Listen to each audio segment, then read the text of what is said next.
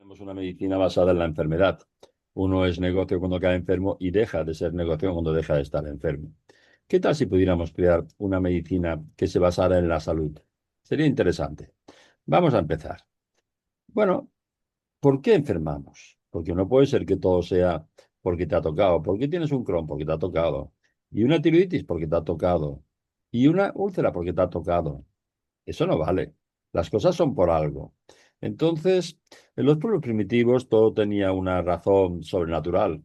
Siempre era la ofensa a una deidad la que nos hacía enfermar y tanto el diagnóstico como el tratamiento era identificar a esa deidad y ver qué teníamos que hacer para recuperar la salud y lograr el perdón de esa deidad. Todo esto cambia en el año 400 antes de Cristo con la llegada de Hipócrates de Cos. Hipócrates de Cos separó la medicina de la religión, argumentando que la enfermedad no era un castigo infligido por los dioses, sino la consecuencia de factores ambientales, la dieta y los hábitos de vida. Él nos decía que el cuerpo humano estaba constituido por cuatro humores, bilis amarilla, bilis negra, flema y sangre, y que era el equilibrio entre estos humores lo que nos daría la salud, a la cual tendríamos que conservar a través de la dieta y la higiene. Y el desequilibrio de estos humores es cuando se producía la enfermedad. La verdad es que nos dejó frases lapidarias como esa que nos decía que si no puedes hacer el bien, al menos no hagas daño. Y esto se nos ha olvidado, seguro, porque hoy día las enfermedades iatrogénicas, las que provocamos los médicos con nuestros tratamientos, según el gobierno americano, es la tercera causa de muerte. Según estadísticas independientes, es la primera causa de muerte. Pero ya no me iría a la mortalidad, sino a la morbilidad, es decir, cuántas enfermedades creamos y cuántos problemas creamos por el efecto iatrogénico, el daño que hacemos con nuestros tratamientos. Ahora bien, si esta frase se nos ha olvidado, anda que la otra, esta que nos decía que la comida sea tu alimento y tu alimento tu mejor medicina, es así que se nos ha olvidado de todo, ¿no? El problema es que esta idea del equilibrio interno, esto duró 2200 años, es decir, es seguida por Galeno en el mundo romano, por Avicena en el mundo árabe, Paracelso durante toda la Edad Media, es decir, durante 2000 años era el equilibrio interno lo que nos daba la salud. Y cuando enfermábamos, los tratamientos iban dirigidos o bien a eliminar esas toxinas que nos habían enfermado o a darle al cuerpo los suplementos que necesitaba. Todos sabemos que esa bebida hipocrática, que era vino caliente y miel, iba acompañado por más de 50 tipos de minerales y más de 150 plantas, y que después estaban las pócimas, estaban todas estas pociones mágicas que durante la Edad Media nos daban todos los remedios de la abuela, que nos daban para una cosa o para otra. En el efecto, por otro lado, intentábamos eliminar del cuerpo todo aquello que nos sobraba a través de purgantes, laxantes, eméticos, pero sobre todo, fijaros, a través de las sangrías. La sangría ha sido el procedimiento médico más realizado a lo largo de la historia de la medicina, sobre todo a través de las sanguijuelas. Decía Galeno que la sangría tenía que ser mayor cuanto más grave era la enfermedad y muchas veces te llevaban hasta que te desmayabas y a partir de ahí o te morías y por lo menos estabas dormido o bien poco a poco te ibas recuperando. Pero ya os comento que esta idea del equilibrio interno dura 2200 años. En 1882, Louis Pasteur ingresa en la Academia de las Ciencias de Francia por su teoría germinal de las enfermedades infecciosas. A partir de aquí, ahora ya no va a ser ese equilibrio interno del cuerpo, sino unos bichitos muy pequeñitos que le podían tocar a cualquiera y al que le tocaba lo mandaban a la cama, sino a sitios peores, ¿no? Eh, Había empezado esto un poquito antes. En 1595, Zacharias Janssen, a la edad de 7 años, está jugando en la empresa del padre, un fabricador de lentes, y pone dos lentes una a cierta distancia del otro, ve que aumentan los objetos de 6 a 9 meses y aparece el microscopio. Y aparece un mundo nuevo, de formas, colores, vidas y absolutamente de todo. Y muy pronto el microscopio se convierte no solamente en un artículo de investigación, sino también en un artículo de ocio para la alta sociedad. Y el problema es que durante eh, más de 280 años, todo el mundo entiende que dependiendo de dónde cojas la muestra, si es de un río, si es de un charco, si es de saliva, si es de semen, si es de pus, y vas a encontrarte unos bichitos u otros bichitos diferentes. Era la muestra lo que determinaba lo que ibas a encontrar ahí. Pero bueno, a través de esto aparece la circulación sanguínea y aparecen los capilares y los espermatozoides y las células y después aparecen los protozoos y al final aparecen las bacterias.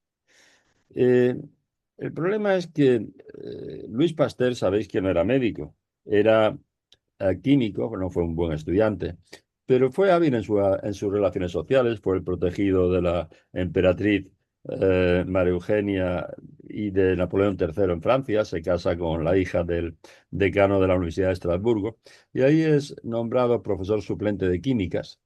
Eh, bueno,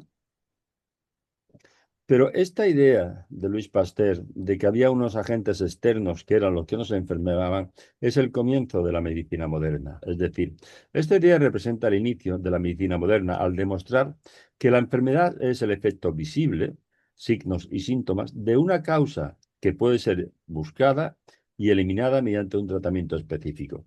Ya la cosa cambió mucho. El problema es que todos los médicos de la época, sin excepción, le dicen que eso no puede ser, que realmente había muchos condicionantes, muchos desequilibrios corporales que eran los que iban a provocar esto. La verdad es que se pasó toda la vida peleándose con Claude Bernard. De hecho, no entra en la Academia de las Ciencias de Francia hasta que no muere Claude Bernard. Claude Bernard se le considera el padre de la medicina experimental.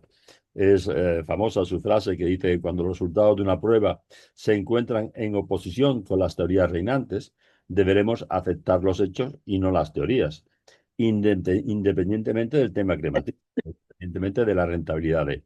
Perdonadme, después abriremos micrófonos, pero vamos a hacer una cosa, vamos a silenciar a todos y después ya tendremos el turno de preguntas, de dudas y preguntas. Es decir, realmente también se le considera autor de la teoría del terreno. Él lo que nos venía a decir es que era el hábitat lo que condicionaba la fauna que iba a existir en ese hábitat. Es decir, él desarrolla la idea del equilibrio del medio interior, que es una propiedad de los organismos vivos que consiste en su capacidad para mantener una condición interna estable y es la condición para una vida libre e independiente. Es lo que posteriormente, 40 o 50 años después, un fisiólogo americano, Walter Bradford Cannon, denominaría homeostasis. Y esto lo que quiere decir es que nosotros podemos estar con una concentración muy diferente de oxígeno, dependiendo de que estemos a ras del mar o en la alta montaña.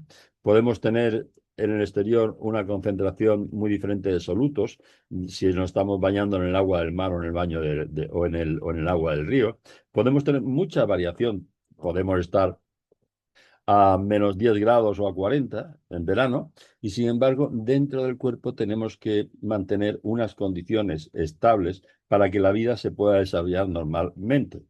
Lo que ocurre es que Claude Bernard se refería principalmente al plasma, al líquido intercelular que hay entre una célula y otra, a la sangre, etcétera, etcétera, etcétera.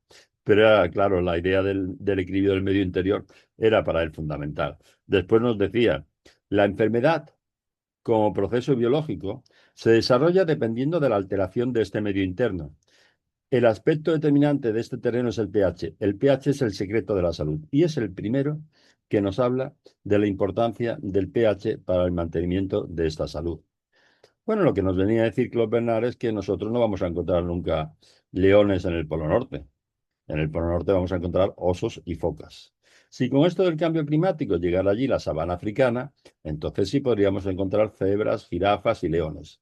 Pero no llegarían primero las cebras y las jirafas. Primero llegaría la sabana africana y después llegaría la fauna que vive en ese hábitat, en ese terreno que es la sabana africana. Es decir, esto es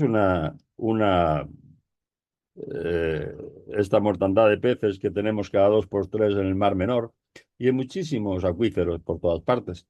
Entonces, decidme quiénes de vosotros estaría pues por hacer la disección de estos peces y a ver qué virus o qué bacteria los está matando. O quién sería más partidario de encontrar de hacer análisis de este agua, a ver qué toxinas se habían soltado en este agua que impedían la vida de estos peces. El hábitat, el medio, va a condicionar esa vida que vive ahí, ¿no? Un contemporáneo de Claude Bernard y de Louis Pasteur fue un médico alemán, Rudolf Virchow. Se le considera padre de la patología general. Y él tenía una teoría que era la teoría celular, que nos venía a decir que sí, que todas las ideas de Claude Bernard sobre el equilibrio del medio interno estaban muy bien, pero que donde era fundamental que estuviera ese equilibrio era dentro de las células, porque era dentro de las células donde se iban a fabricar todas las proteínas, enzimas, hormonas, citoquinas, todos los compuestos que después iban a formar el cuerpo entero. Y lo que tendría que estar realmente equilibrado sería el interior de la célula. Eh, Claude Bernard se refirió más que nada al plasma y el líquido intercelular, y Rudolf Virchow nos dijo que no, que lo importante era la célula. Decía, el equilibrio del medio celular y especialmente el pH es el mayor condicionante de la salud. Con respecto a la teoría de Louis Pasteur, nos decía que los gérmenes buscan su hábitat natural en el tejido enfermo en vez de ser la causa de la enfermedad del tejido. Es decir, primero se altera el terreno y después viene la fauna, los microbios que viven en ese terreno alterado. Nos decía que el descubrimiento de algunos microorganismos en ciertas enfermedades no significa que estos sean la causa de la enfermedad, sino más bien la consecuencia de la misma. Lo que sí estaba claro es que si el camino para tratar las enfermedades fuera buscar ese equilibrio interno, habría un camino para buscar, para tratarlas todas, mediante diferentes técnicas de purgantes o de dar al cuerpo lo que necesitaba, pero habría un camino que sería buscar ese equilibrio interno. Pero si el tratamiento de las enfermedades tuviera que ser pelearnos con 100 diferentes patógenos, ya sean microbios, tóxicos o cualquier tipo de xenobióticos, pues entonces tendremos que desarrollar 100 vacunas, 100 antibióticos y 100 medicamentos específicos para cada una de esas enfermedades. Y entonces aparece que cambiamos el tutelaje eclesiástico de la ciencia que se había regido durante toda la Edad Media. Dependíamos de que la Iglesia decidiera si lo que decíamos estaba bien o estaba mal. Lo cambiamos por el tutelaje económico, que es muchísimo más cruel que el tutelaje eclesiástico. Bien, dicen que si coges el camino equivocado, pues no pasa nada, vuelves para atrás y coges el correcto. Yo creo que el problema es que mientras que sigas en el camino equivocado, nada más que te vas a preguntar cosas, vas a tener 20.000 dudas que no vas a poder resolver. Es decir, ¿por qué se produce esta enfermedad? ¿Por qué se produce esta otra? ¿Por qué se produce aquella? Eh, sí, la verdad es que si no coges el camino correcto, nada más que te encontrarás más dudas y más dudas y más dudas. Es verdad que en la época de Rudolf Virchow y de Claude Bernard, del pH solo se sabía que había sustancias muy ácidas, sustancias ácidas, sustancias neutras y después sustancias alcalinas o muy alcalinas, pero no se sabía nada más. Hay que esperar por lo menos 30 años más para que Peter Laurie Sorensen en los laboratorios de la cervecería Scarver nos diera ya una idea un poquito más concreta de lo que era el pH. Él lo definía como el, el inverso del logaritmo en base 10 de la concentración de iones hidrógeno. Pero en esta fórmula, la verdad es que la única variante que tenemos son los iones hidrógeno. Es decir, es la inversa. Si tenemos muchos iones hidrógeno, el pH será muy bajo, y si tenemos pocos iones hidrógeno, el pH será muy alto. Pero la única variante que tenemos es precisamente la concentración, el número de esos hidrogeniones, de esos iones hidrógenos. Claro que cuando hablamos del ion hidrógeno, aquí ya hablamos de algo muy especial. El ion hidrógeno es un átomo de hidrógeno que ha perdido el electrón y no hemos quedado solamente con el protón. Hablamos de la partícula elemental más pequeña que tiene existencia real. Sabéis que los electrones son considerados nubecillas energéticas. Hablamos de la sustancia más abundante en todo el universo. Sabéis que el 90% del universo es hidrógeno, un 10% es helio, que son dos átomos de hidrógeno fusionados, y un 1% solo es el resto de los materiales de la tabla periódica.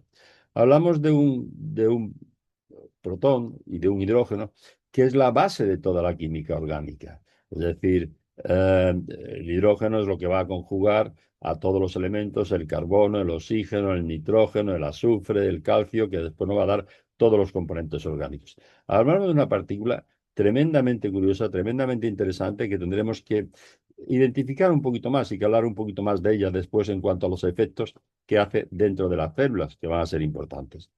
Pero no se nos debe olvidar que las soluciones acuosas, y el cuerpo humano es una solución acuosa, tiene más de un 70% de agua, el ion de hidrógeno viene por la hidrólisis, por la disociación de la molécula de agua en hidrogeniones y oxidrilos. Y aquí nos aparece otra molécula tremendamente importante, que es el radical oxidrilo, que va a tener unas consecuencias dentro de las células también muy grandes y que tendremos que analizar un poquito posteriormente, tanto lo que hace el ion hidrógeno como lo que hace el radical hidroxilo. Bueno, Sorensen también ideó dos formas de medir este pH. Uno era mediante electrodos y otro era mediante tiras reactivas. Bueno, empieza ya a medirse el pH de todo. Y a nivel humano se mide el pH de las lágrimas y de la saliva y de la sangre y de la orina y del jugo gástrico y de todo lo que se podía medir. Pero poco a poco se va profundizando, profundizando, profundizando y llegamos ya a poder medir el pH que había dentro de las células y también el pH que había fuera de las células. Y qué curioso que cuando llegamos a medir estos parámetros, resulta que dentro de las células el pH que hay es 7,0, lo cual nos viene a dar un poquito la razón a estas ideas de Claude Bernard y de Rudolf Virchow de que era lo más importante en la salud. En ese pH, en esa neutralidad energética, en ese pH de 7,0, todo se va a producir en el interior de las células como se tiene que producir. Veremos después cómo. Y después otro dato interesante que era de fuera de las células, el pH era 7,2 a 7,4, lo cual quería decir que tenía que haber un mecanismo para transportar esos hidrogeniones en contra de la concentración de un sitio u otro. Y esta diferencia va a ser fundamental para algo muy importante que es el potencial de membrana. Ya lo conocéis. Bueno, bien, en una célula vamos a identificar en principio dos o tres componentes que nos interesan. Uno es el núcleo, donde vamos a tener el ADN. Todos estos puntitos que veis por aquí, que está todo punteado, serían los ribosomas. En una célula tenemos 10 millones, en una célula eucariota tenemos 10 millones de ribosomas aproximadamente, y todos ellos se dedican a crear las proteínas que nos forman, siempre con el dictamen del ADN a través de ese ARN mensajero que es el que le da la orden a los ribosomas de que creen una u otra proteína. Y tienen que trabajar en ese pH neutro, si no se altera. Hoy día decimos que todo tiene en fin, hay tantas enfermedades genéticas porque estamos tan mal hechos que uno duda mucho de. Cuando uno ve cómo se forma la materia, uno ve cómo ese hidrógeno tan abundante en el universo se mezcla con el oxígeno y nos da el agua, y después se mezcla con el carbono y da toda la química orgánica, y esa unión del carbono y el oxígeno se le añade perdón, del carbono y el hidrógeno se le añade el oxígeno y daría lugar a los ácidos orgánicos. Y después ese combina con el nitrógeno, nos da el radical amino, que cuando se combina con los ácidos orgánicos nos dan los aminoácidos, etcétera, etcétera, etcétera. Pero el ADN es un salto superior. El ADN no podría haberse formado ni en billones de años de evolución. Vamos a ver en un minuto que nos expliquen un poquito esto del ADN. En esta animación veremos lo extraordinarias que resultan las maneras en las que el DNA se empaqueta densamente de modo que pueda caber en el núcleo de cualquier célula. El proceso comienza con el ensamblaje del nucleosoma, que se forma cuando 8 subunidades de proteínas histónicas se unen a la molécula de DNA. La estructura resultante, formada por un bucle de DNA unido a las proteínas histónicas, es el nucleosoma. Numerosos nucleosomas forman una hilera a modo de rosario en la que se disponen apilados unos con otros. El resultado final es una fibra de nucleosomas empaquetados conocida como cromatina. Esta fibra que en este estado presenta un grosor de 30 nanómetros, se enrolla y se condensa con la ayuda de otras proteínas que no se muestran aquí. Este extraordinario plegamiento múltiple permite que 180 centímetros de DNA quepan en el núcleo de cada una de las células de nuestro organismo, un objeto tan pequeño que 100.000 núcleos cabrían en la punta de una aguja.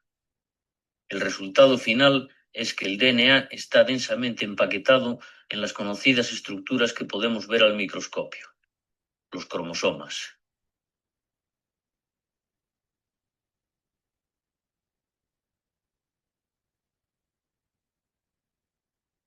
Es importante resaltar que los cromosomas no siempre están presentes. Se forman solo cuando las células se dividen. En otros momentos, como podemos ver aquí al final de una división celular, el DNA adquiere un menor grado de organización. La verdad es que realmente pensamos que el ADN no podría haberse creado ni en billones de años de evolución y que es la molécula del creador, no puede tener la culpa de absolutamente todo. Actualmente consideramos que el 97 o el 98% de ADN es ADN basura y que solamente hay un 2 o 3% que sirven para codificar todas las proteínas que nos forman. Dicen que un gen es una parte del ADN que tiene la información necesaria para crear una molécula con una función específica, generalmente una proteína. Pero claro, tenemos un problema, tenemos unas 150.000 tipos de proteínas en el cuerpo y solamente 30.000 genes, así que más cosas tiene que haber. Bueno, aquí también me gustaría resaltar el tema de las mitocondrias, estos corpúsculos que aquí están azules y que son los que van a conseguir que esa molécula de glucosa con oxígeno nos sirva para fabricar la energía, el ATP que necesitamos para todo el cuerpo. Hay unas 5.000 mitocondrias en cada célula y ese oxígeno que van a utilizar para el metabolismo de la glucosa, digamos que el 95% de él se va a transformar en agua, pero hay un 5% que se va a transformar en radicales libres, que con todas las mitocondrias que hay, todas las células son unos 30.000 trillones de radicales libres al día que tendremos que neutralizar.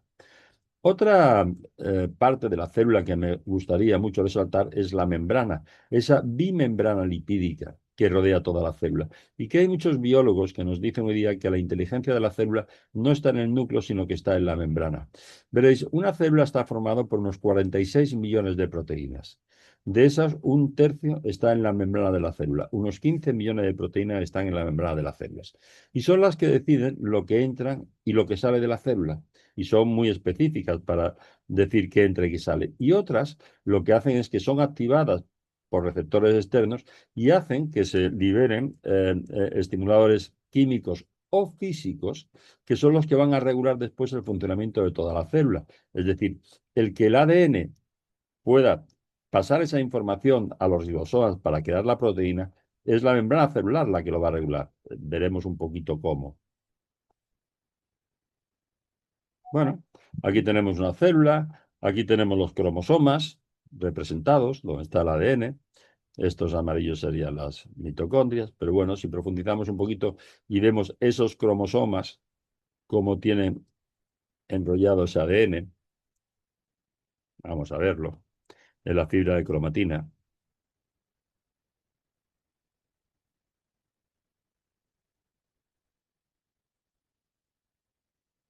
Y ahora veremos cómo el ADN se enrolla en esas histonas, en ese conjunto que es lo que forma el nucleosoma.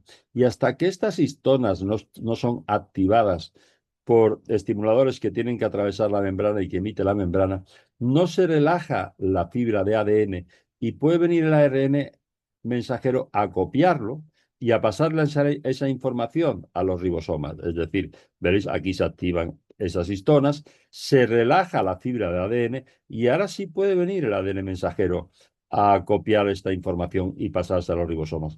Pero necesitamos que estas histonas se activen y esa activación se produce por eferentes que vienen de la membrana celular. Bueno,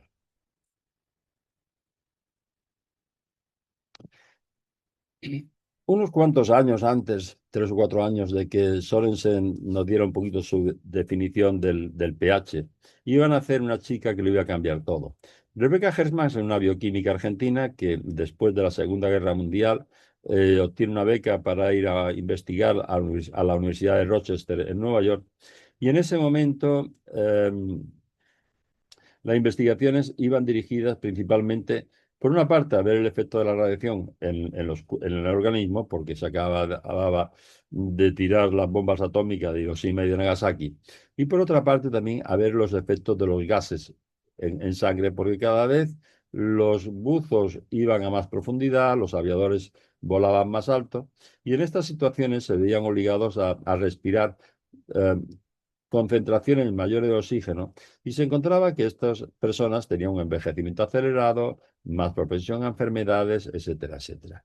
Y en 1954 nos saca en la revista 100 un artículo que iba a ser tremendamente polémico, que era este de el envenenamiento por el oxígeno y la radiación X, un mecanismo en común.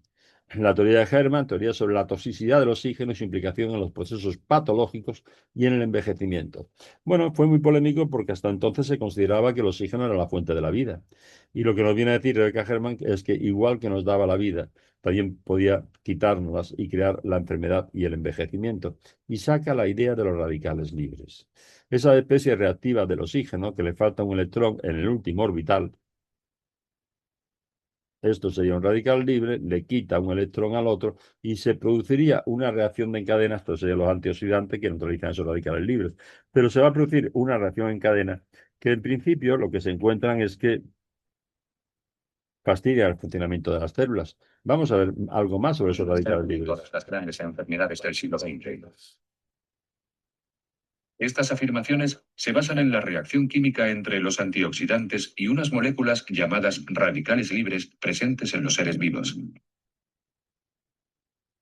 Los radicales libres son moléculas inestables que se encuentran en las células.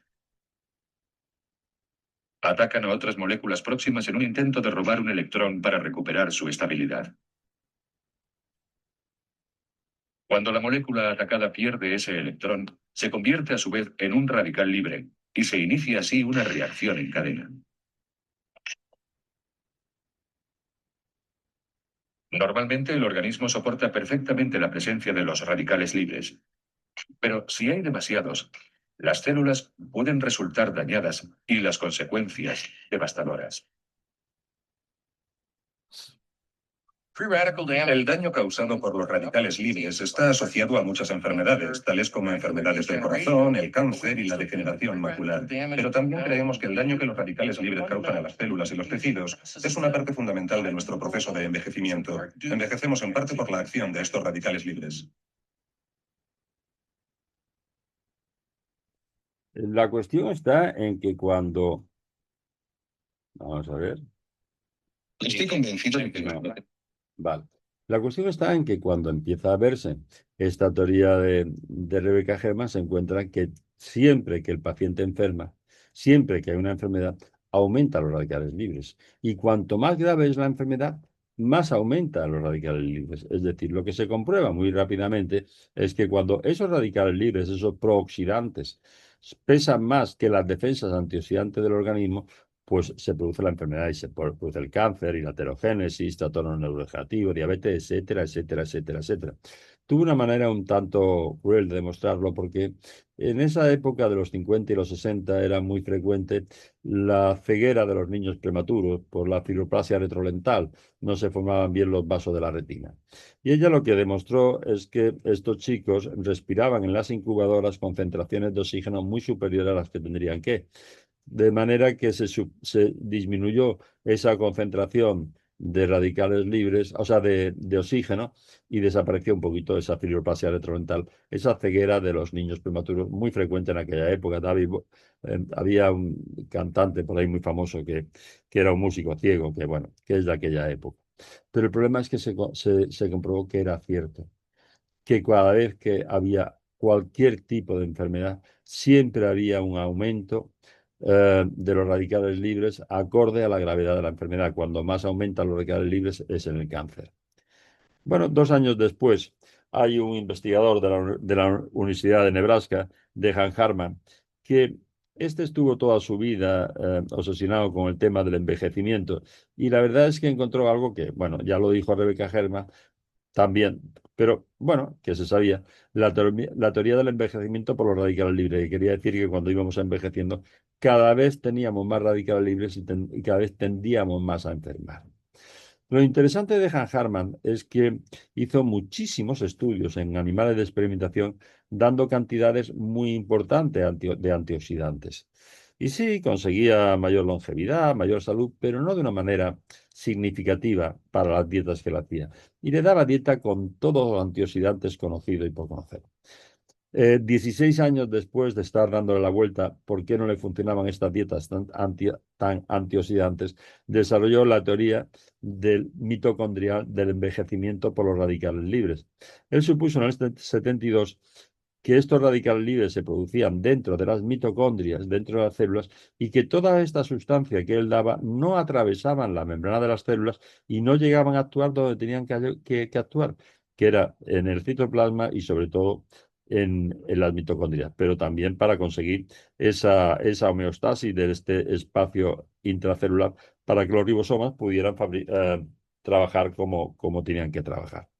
La verdad es que en la década de los 90 se comprobó que esta hipótesis, en medicina no hay teoría de hipótesis de Dejan Harman, era correcta y que más del 90% de los radicales libres se producían dentro de las mitocondrias y es ahí donde habría que llegar. Bueno, entonces se despierta un interés muy grande por saber cuáles eran las defensas del organismo para neutralizar esos radicales libres y por estudiar los antioxidantes. Y nos encontramos que aparecen y se ponen de moda los antioxidantes extracelulares o no enzimáticos, los que venían de fuera de la célula, los que le dábamos desde el exterior al cuerpo. Ahí teníamos las vitaminas, la C, la A, la E, los polifenoles, los carotenoides, los minerales, pero todo esto eran los productos que había utilizado Dejan Harman para los experimentos con todas esas cobayas y que le habían resultado, bueno, no suficientemente interesantes. Y después se comprobó que estaban también los antioxidantes enzimáticos o intracelulares, los que se producían dentro de las células para neutralizar estos radicales libres. Y eso eran cientos, por no decir miles de veces más fuerte que los extracelulares. Y ahí nos encontramos con la superoxidodismutasa, las catalasas y especialmente el glutatión. Porque cuando se empiezan a investigar estos antioxidantes intracelulares, se encontraron con dos cosas muy interesantes. Una, es que el glutatión es el mayor antioxidante endógeno intracelular, se le conoce como el antioxidante maestro, el más fuerte, el más potente. Y ahora vemos después el único que nos va a neutralizar realmente el radical hidroxilo, que es el más peligroso de todos. Pero se encontraron algo también que les sorprendió muchísimo más, y es que el glutatión es la molécula más abundante en el organismo después del agua. Era la cantidad de glutatión que existía en todas partes. Y claro, esto sí sorprendió mucho porque en el cuerpo no hay nada que sea superfluo, no hay nada que sea porque si todo es por algo y que fuera la molécula más abundante después del agua, pues ya tendría que ser una molécula importante. Empezaron a ver que el glutatión estaba compuesto por tres aminoácidos, el glutamato, la cisteína y la glicina, y que dentro de la célula solía haber bastante glutamato, bastante glicina, pero que siempre la cisteína era el aminoácido condicionante de la cantidad de glutatión que se producía, porque siempre era el aminoácido que existía en menos cantidad. Y además la cisteína tiene un radical, el radical sulfidrilo, SH, que es el que se iba a encargar de neutralizar esos radicales libres. Pero además los compuestos que tienen este radical se le llaman mercaptanos, del latín mercurio captan, porque son también los mayores quelantes, los mayores eliminadores de metales pesados, de xenobióticos y de absolutamente todo. Bien, ese glutatión cuando actúa y pierde este hidrógeno y el electrón que consecuente para neutralizar ese radical libre, entonces pasa a formar lo que llamamos el disulfuro de glutatión, es el glutatión oxidado. Y este equilibrio entre uno y otro es fundamental para el estrés oxidativo celular, que es el mayor índice de salud de la célula. La verdad es que el glutatión oxidado, este de abajo, pasa otra vez al glutatión reducido a través de la enzima glutatión reductasa y eso hace que hay bastante, que más del 90% del glutatión que hay en la célula está más del 90% como glutatión reducido. Y esta proporción entre el glutatión reducido y glutatión oxidado, que tiene que ser mayor del 90-10, es el mayor indicativo del estrés oxidativo celular o de lo que oímos de la salud de esa célula. Se crea un interés enorme por indagar algo más sobre esa glutatión. Y entonces, pues fijaros que entre el 60 y el 78 hay más de 2.500 resultados. ¿Y qué es lo que se encuentran? Que se daba muchísimo glutatión a los pacientes y no se conseguía aumentar el glutatión intracelular. No llegaba al interior de la célula, no atravesaba la membrana de las células. Ya veremos después, cuando hablemos con la homeostasis del glutatión, cómo el glutatión, la célula sí puede sacarlo fuera, aunque se destruye la membrana, pero no puede meterlo dentro. Entonces no servía. Tenía un efecto flash de 1 o 2 minutos, pero después nuestro sistema inmunológico es una proteína extraña y las destruye.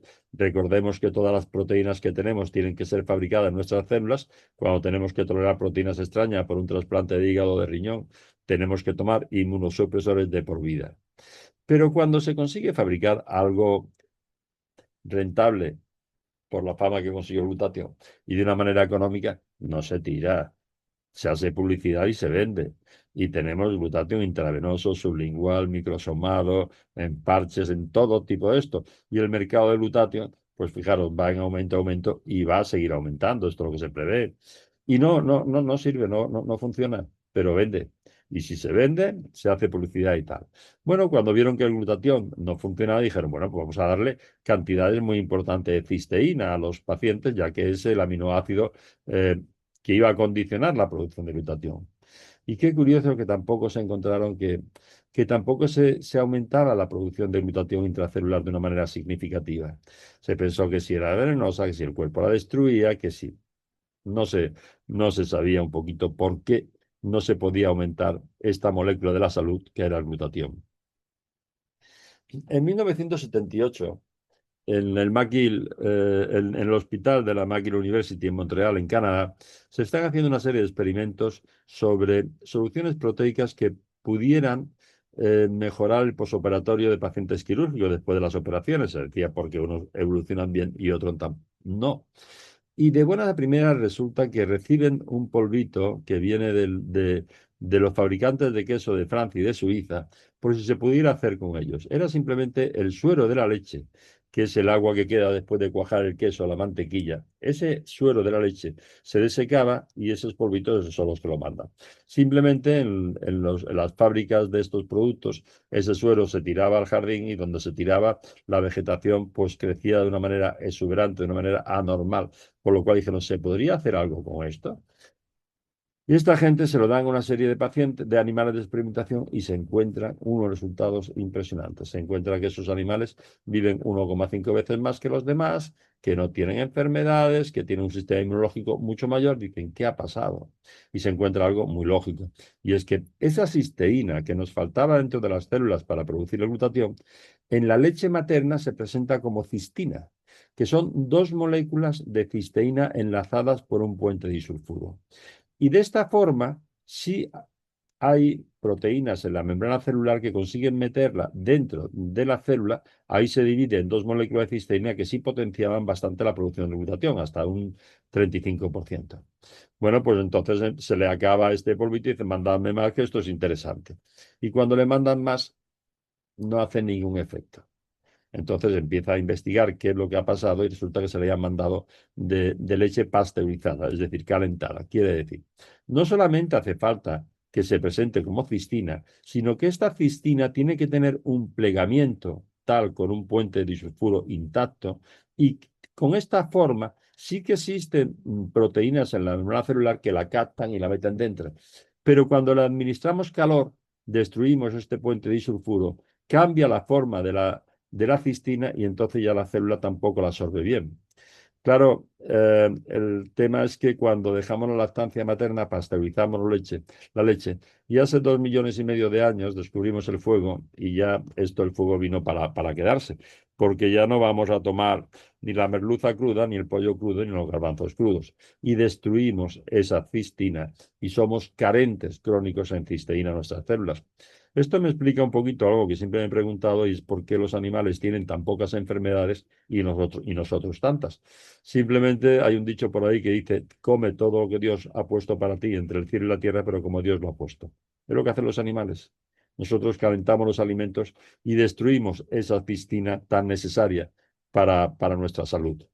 Bien, en 1978, el doctor Gustavo Bonús comienza la investigación sobre el glutatión en el hospital de la McGill University en un concentrado de suero lácteo junto a la doctora Patricia Conchaven. Y se pasan 15 años haciendo estudios sobre este preparado hasta que consiguen aislarlo, purificarlo y en 1993, 15 años después, patentan un material bioactivo que estimula la producción de glutatión y que llaman Immunocal.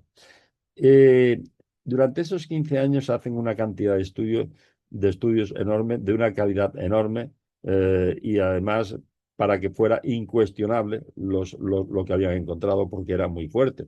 Habían encontrado una sustancia que podía evitarnos la mayoría de las enfermedades y que en caso de quedar enfermo podría ayudar a nuestro cuerpo a curar de una manera tremendamente natural.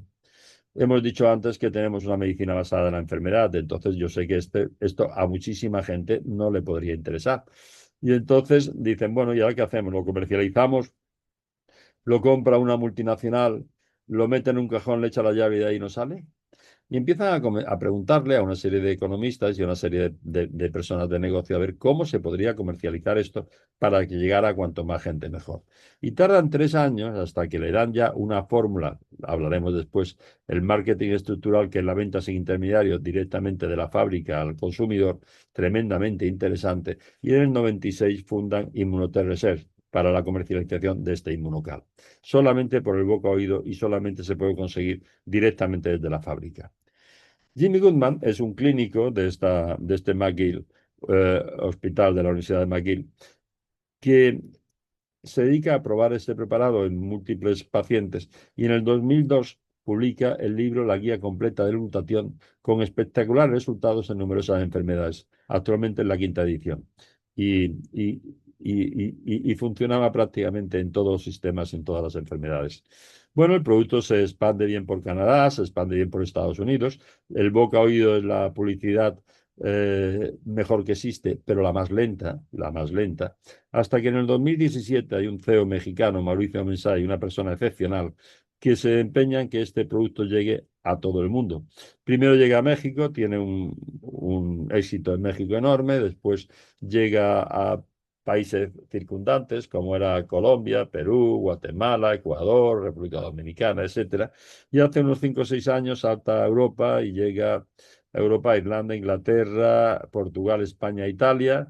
Hace un año y medio llega a Francia, Alemania, Suiza y Austria, y ahora ya estamos prácticamente en todos los países de Europa.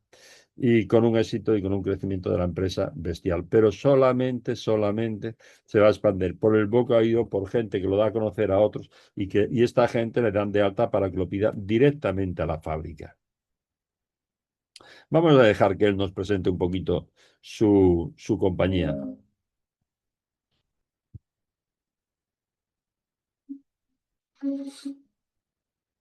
Hola, gracias por escucharnos.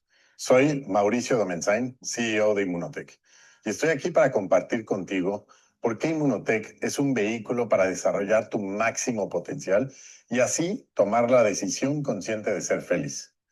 Probablemente has escuchado sobre la salud inmunológica como un tema común de todos los días.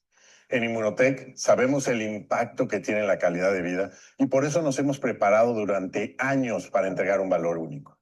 En Immunotec nos sentimos orgullosos de ser líderes en investigación a nivel mundial en suplementos precursores de glutatión.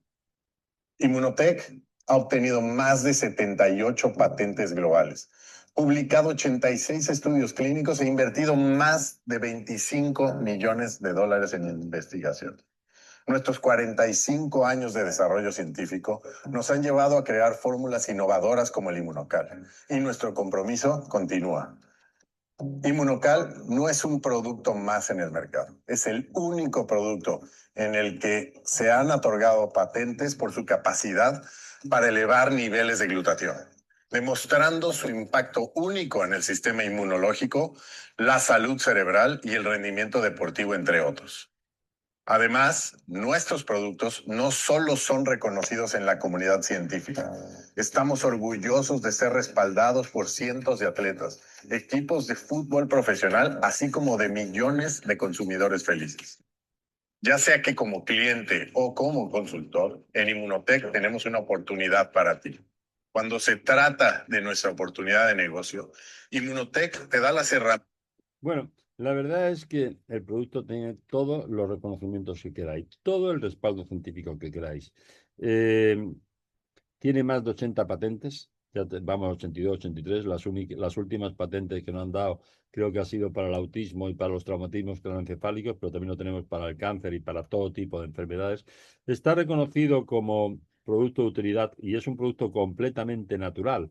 Eh, Tanto en el PDR americano, que es el donde se registran todas las especialidades farmacéuticas y que sean útiles para la salud, como el CPS canadiense, tiene todos los certificados que queráis, todos los estudios, el certificado kosher de los judíos para que nada más que se dan alimentos de muy alta calidad, el Informed para los deportistas, en cuanto a que es un producto completamente natural y nunca te va a dar doping por él.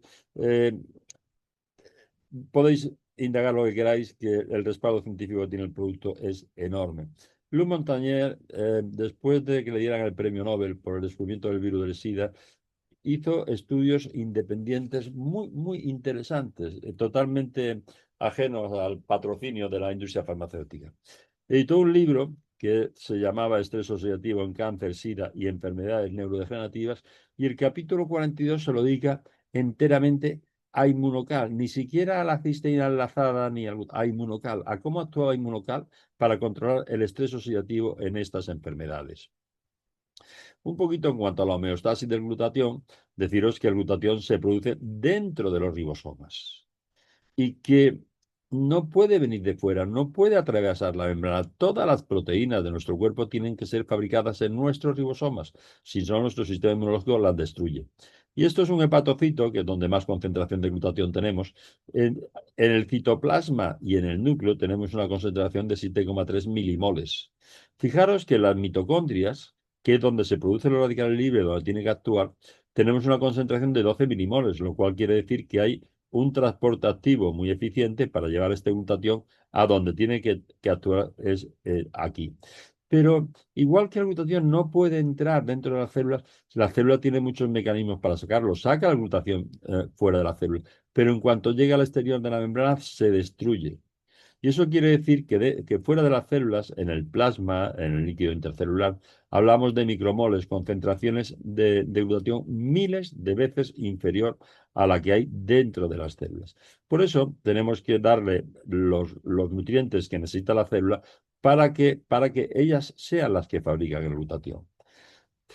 Un tema importante, ya hemos dicho que solamente que era el único antioxidante que iba a neutralizar el radical libre más nocivo que existe, que el radical hidroxilo.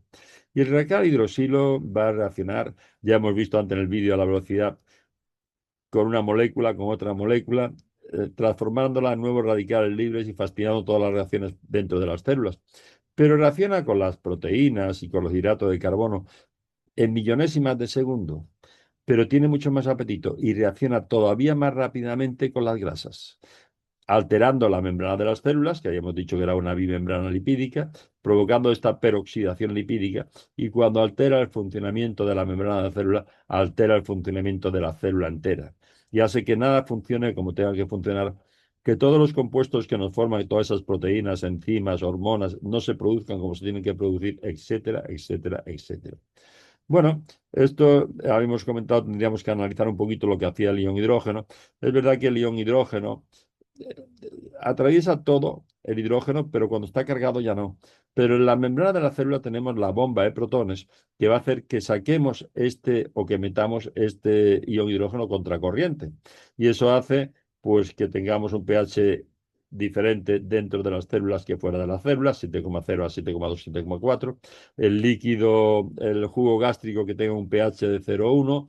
En las mitocondrias, esa bomba de protones hace que se pueda desarrollar el ciclo de Krebs y el metabolismo de la glucosa como Dios manda, que tiene un papel muy importante en el funcionamiento de las células, pero un papel muchísimo mayor tiene el radical hidroxilo.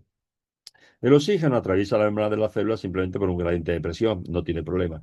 Pero en cuanto se carga, y sabemos que el oxígeno tiene 6 átomos en su orbital externo y en el radical hidroxilo tiene solamente 5, por eso es un radical libre, entonces ya no atraviesa la célula, entonces ya reacciona en millonésimas de segundo con la molécula que tiene al lado, que la convierte en un radical libre y que la convierte en un radical libre.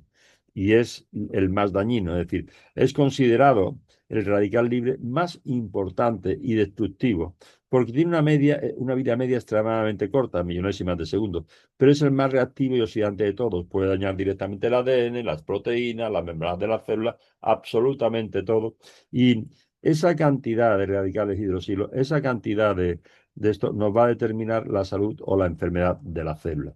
Es decir, si tenemos una célula que no tiene suficiente glutatión y que no neutraliza esos radicales libres como los tiene que neutralizar, nos encontraremos que tendremos una alteración del pH intra y extracelular, es decir, de ese hábitat que tiene que estar en ese nivel energético neutro para que todas nuestras proteínas se produzcan como se tienen que producir. Tendremos alteraciones en la membrana de la célula, alteraciones de las síntesis proteicas, alteraciones del ADN y del ARN mensajero y al final enfermedad. Fijaros que cuando más aumentan los radicales libres es en el cáncer. El cáncer, habíamos dicho. Y en el caso del cáncer se invierte ese pH que habíamos tenido de 7,0 y 7,2, 7,4, es decir, el pH intracelular, aunque era neutro, sería ácido en comparación con el extracelular, y en el cáncer se invierte, tendremos un pH alcalino dentro de las células y muy ácido en el exterior. Sin embargo, cuando tenemos una célula con suficiente glutatión, tendremos una célula sana y tendremos una neutralización adecuada de esos radicales libres, control del estrés oxidativo celular, se mantendrán las funciones de la membrana fundamentales para el funcionamiento de toda la célula, se mantendrá la función del ADN y del ARN y tendremos salud. Entonces, Immunotec lo primero que sacó fue el MX, el azul, que eran 387 miligramos de cisteína lazada y nada más. Con este inmunocal azul se han hecho todos los estudios que hizo Jimmy Goodman en diferentes enfermedades y todos los resultados que han tenido tan tremendos. Después sacó el inmunocal platinum, que es igual, lo que pasa es que en vez de 387 son 535 miligramos de esa cisteína. Y de todas esos aminoácidos que están en el suelo de la leche donde están todos los aminoácidos esenciales, es decir, que no solamente es la cisteína, sino también otros muchos aminoácidos tremendamente interesantes. Además le puso una serie de citratos, sódico, potásico, magnésico, alcalinizantes, sabemos que tanto la enfermedad como el envejecimiento cursan con acidez, algo de creatina para mantener la masa muscular y es un preparado muy interesante para cuando estamos enfermos y para prevenir el envejecimiento.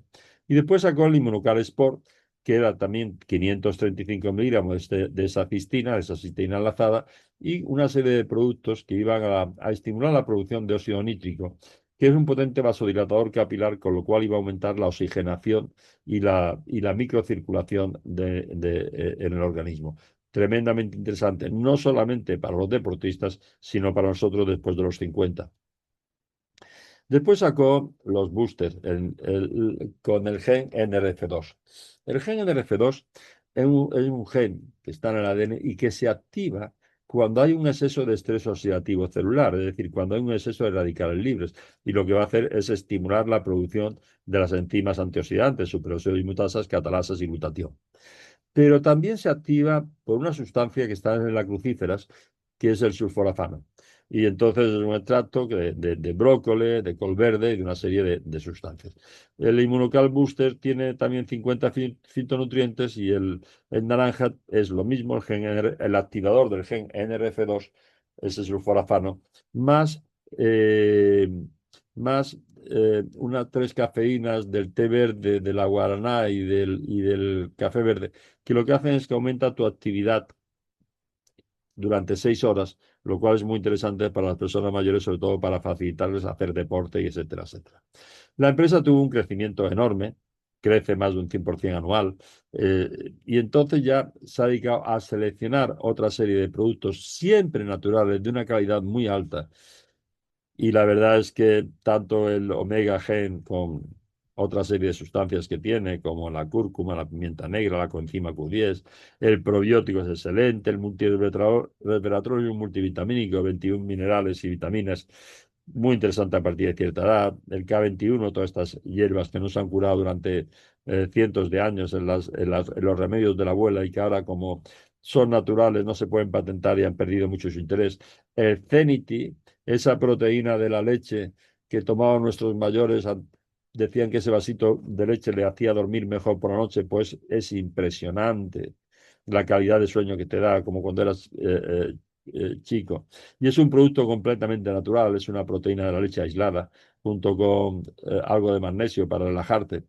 Y que cuánto, o así Relat, Transilium, Valium y tantos medicamentos. Es decir, también ha sacado otro montón de productos más que interesantes. Aquí tendríamos el regular con 387 miligramos de cistina, el Platinum con 535, más moduladores citrato sódico, potasio y magnésico y péptidos moduladores de la inflamación, y el Sport también con 535 y después con extracto de remolacha y de cereza ácida para estimular la producción de óxido nítrico. En la posología, digamos que en niños y en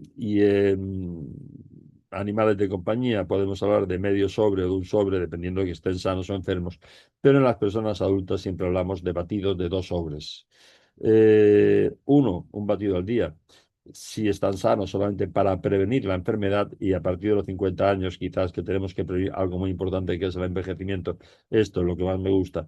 Quizás 2 batidos al día en caso de enfermedad y 3 en caso de enfermedades graves. Decía Gandhi que el futuro depende de lo que hagas hoy. Y esto es muy importante porque realmente yo creo que es el mayor problema que tenemos. El mayor problema que tenemos es que por primera vez demográficamente, la historia de la humanidad siempre se ha caracterizado por sociedades que tenían vidas medias cortas y natalidades altas. Y por primera vez esto lo hemos invertido. Y nos estamos basando en sociedades que tienen vidas medias muy largas y índices de natalidad muy bajos. Y esto no es viable. Esto no es viable. O conseguimos que nuestros mayores lleguen en mejores condiciones hasta el final de sus días y no sean dependientes tan pronto, o realmente no sé qué vamos a hacer. ¿Y por qué deberíamos entonces preocuparnos por el futuro y tomar Inmunocal? Pues veréis, primero porque es el mayor alimento del sistema inmunológico, lo que va a más modular ese sistema inmune. En segundo lugar, porque es el mayor detoxificante. Habíamos comentado que este radical sulfidrilo, SH, que es los productos que lo llevan son llamados mercaptanos, es el mayor eliminador de quelantes, o sea, de metales pesados y de xenobióticos. En tercer lugar, porque es energetizante, y eso es muy importante, veréis, con los años disminuye la actividad, porque las mitocondrias van envejeciendo, y esta es una mitocondria vieja o enferma, produce una enorme cantidad de radicales libres y muy poca energía. Cuando con el glutatión limpiamos estas mitocondrias de radicales libres y las rejuvenecemos, nos vamos a encontrar que va a producir muy poca cantidad de radicales libres y mucha cantidad de energía. Pero sobre todo, lo más importante, es porque es el antioxidante maestro. Y ya hemos visto lo que hacen los radicales libres tanto para la enfermedad como para el envejecimiento. Esto sería un tomate en la mata, a los pocos días y a las pocas semanas, simplemente ha sido atacado por los radicales libres. Y aquí tendríamos, pues, lo mismo haría con nuestras células. Los que estén interesados tienen un plan de compensación tremendamente interesante que se trata en crear equipos y que nos puede dar ingresos muy superiores a los que conseguimos con el tratamiento de la enfermedad. Pero a mí sí me gustaría, no vamos a tratar esto ya quien quiera después, en otro día tenemos muchos Zoom de este tipo para hablar el plan de compensación. Pero sí me gustaría deciros que nosotros no vendemos nada. No vendemos nada, ni siquiera la empresa. Tú le compras a la empresa si estás interesado. Lo que sí hacemos es informar. Y eso se trata de crear equipo en que nos vamos formando unos a otros y vamos informando de la calidad de este producto. Porque como es natural, este producto no se va a vender ni en farmacias, ni en tiendas de salud, ni en compañías de seguro, ni en nada, simplemente porque esto de la medicina basada en la salud, digamos que va en contra del bolsillo de ya sabemos quién. Ofrecemos cambiar vida a nivel de salud y a nivel de economía. Es decir, quien llega a Inmunocal solamente por problemas de salud, la mayoría llegamos por problemas de salud, pero después lo que nos ofrece la empresa es muchísimo más. ya lo iréis viendo, que la salud es muchísimo más. No tiene nada que ver con un negocio piramidal, absolutamente nada. Es decir, un negocio piramidal se nutre de que la gente que va llegando va aportando dinero para que lo cobren los de arriba. Aquí no. Aquí todos vivimos de la venta de un producto excepcional, en donde la industria farmacéutica invierte un 75% en marketing, publicidad, estudios de mercado, de la competencia, etcétera, etcétera, etcétera. Y esta gente nada más que dan aproximadamente el 50% del producto a toda esa cadena de consultores que están dedicados a darle a conocer estos productos.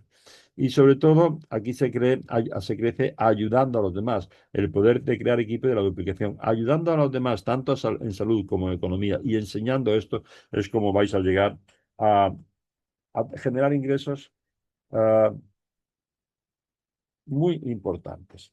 Digamos que en principio, y vamos a terminar con esto nada más, en principio uno va escalando rangos. Al rango plata se llega en un mes y medio, no más de 2 meses se tiene que llegar. A partir de ahí te dan de 200 a 1000 euros. Tengo platas que cobran mucho más, pero en principio. ¿Y qué consigues con esto? Que el producto sale gratis para ti y para tu familia. Ya lo estás tomando, pero gratis. Qué interesante. Después llegas a oro, lo normal es en pocos meses, y esto te va a dar de 1000 a 3000 euros al mes. En diamante se llega entre 3 meses y 3 años. Cuando llegues a diamante ya has conseguido una libertad financiera que vas a tener de 5 a 10 mil euros al mes y te vas a jubilar con 5 a 10 mil euros al mes. Diamante ejecutivo de 15 a 20 y en platino ya más de 20 y en platino principal ni te cuento. Estos son dos vídeos, uno de Mario Huerta de cómo convertirse en diamante en 90 días. Hay muchísima gente que se dedica a esto en plan pseudo profesional y que en 3 meses es diamante. Hay muchísima gente que en menos de 2 años platino principal y tiene ingresos por encima de los 30.000 euros al mes. Y además, si te vas de vacaciones 6 meses de crucero, te siguen pagando esos más de 30.000 euros al mes.